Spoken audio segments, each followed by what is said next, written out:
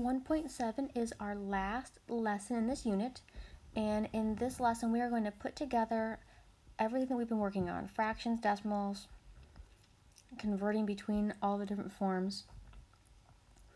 So we're going to start with the vocabulary. Just to review, a rational number, that can come in lots of different forms. It can be a fraction, it could be a percent,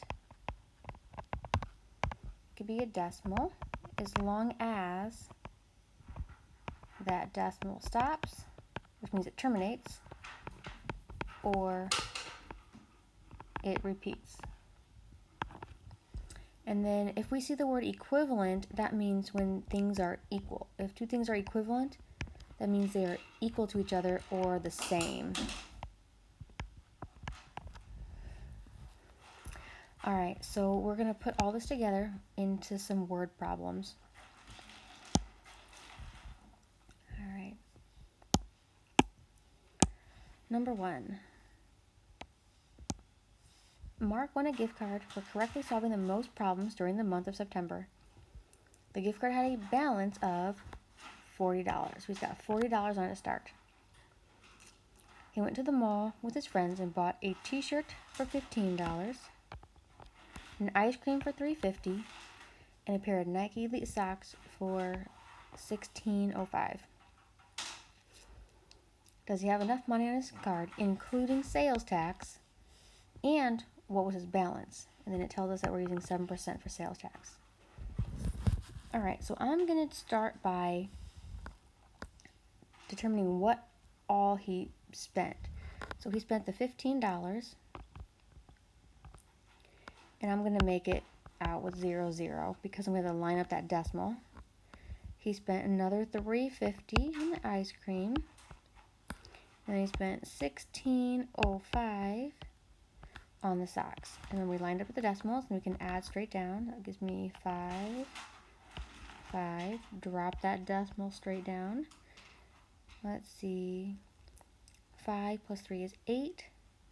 Plus 6 is 14. So carry the 1 over, drop the 4. We got 1, 2, 3. So his purchases came to $34.55. But it says we have to include sales tax. So then we're going to take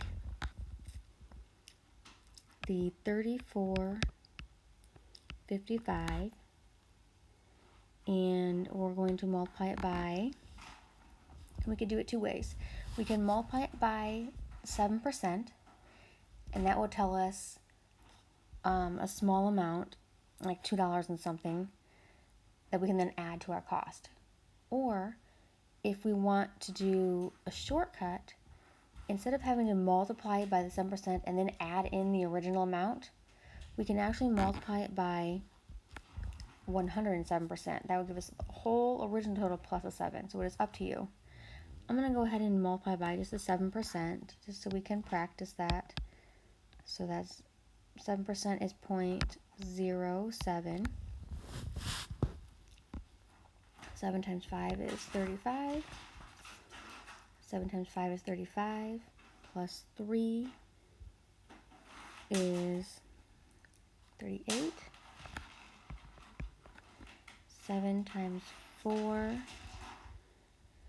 is 28. Plus 3 is 31. And 7 times 3 is 21. 21 plus 3 is 24. And then we count. I've got 1, 2, 3, 4 digits behind the decimals. That means I move my decimal over 1, 2, 3, 4. So it's 2.4185. But because we're dealing with money, we want it rounded to the nearest penny. So that means that's the 1. And the 8 tells us to round up. So then we've got 2.42. So that's our tax. And we're taking his purchase, which is $34.55, plus what he pays in tax, lining up the decimal. So that's his purchases. That's the tax he's got to pay on those purchases. We're going to add that 7, 9, drop the decimal, 6.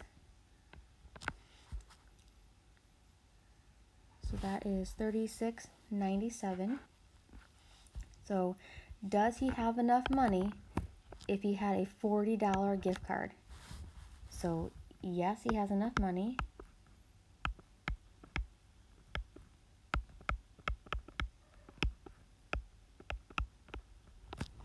And then what is his balance?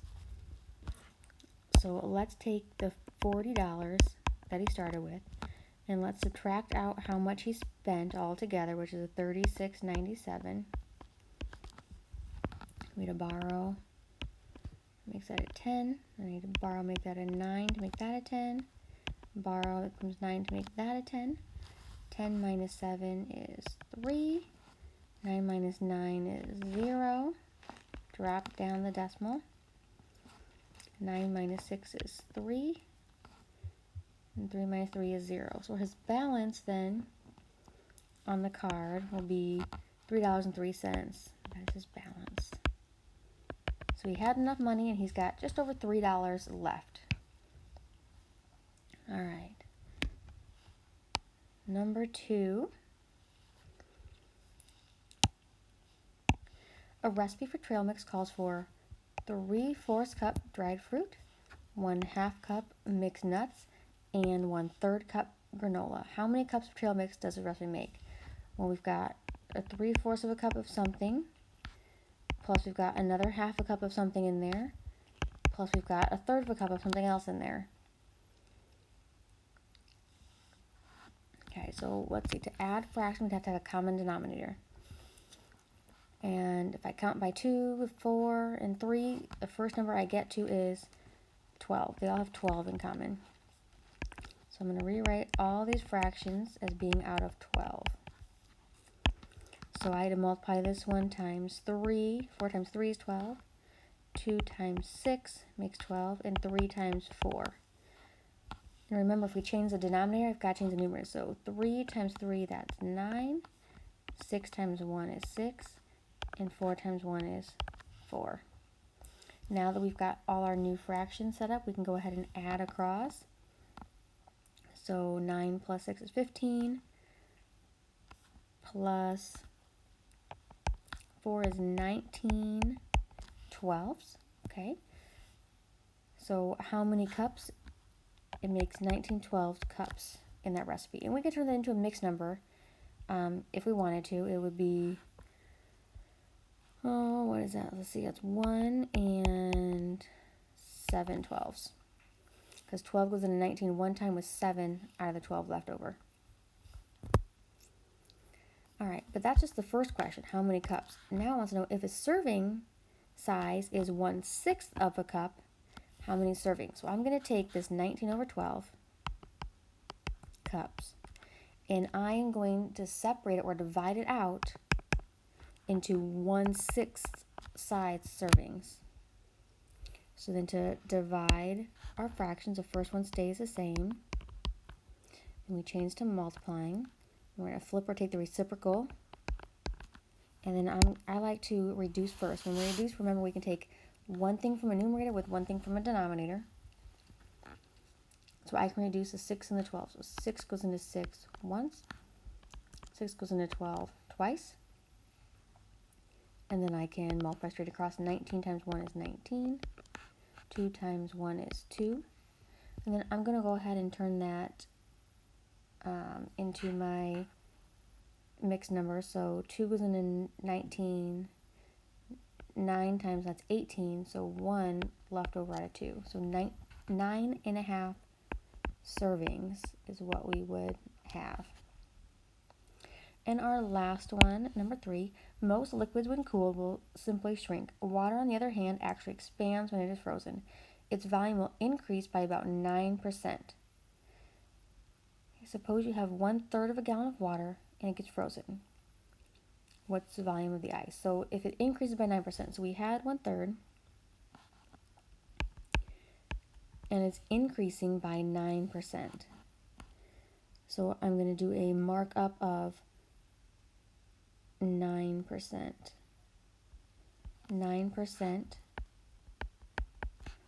is equivalent or equal to 0.09, which is 9 out of 100. But like we mentioned up in number 1, anytime we want to do a markup, like tax is a markup, and this increasing by 9% is a markup, we could, instead of multiplying it just by the 9 and then adding in the original, we can multiply it by 109. That way it already adds that original in for us. So since we did the long way on number 1, let's go ahead and do the short way on this one. So anytime you're doing a markup, you want to take 100% plus whatever the markup is. So that's 109%. And that decimal is going to be 1.09, or 1 and 9 hundredths. And because we're marking up, that's multiplying. So we want 1/3, 9% of 1/3. So I'm multiplying by 1 and 9 100ths. Well, we don't want to multiply in different forms, so let's turn this into an improper. So 100 times 1 is 100, plus 9 is 109. And then I can multiply straight across. 1 times 109 is 109. 3 times 100 is 300. So the volume would be 109 over 300. Whereas if we think about what a third means, 1/3 is the same thing as 100 over 300. So we started at 100 over 300 and it's increased by just 9. 109 over 300 will be our new volume. And then as we went through this, anything you want to remind yourself about, maybe lining the decimals up when we're adding decimals, how to change a percent into a decimal, how to multiply or divide or add fractions. So any notes you want to make, add in the left or the summary column on this.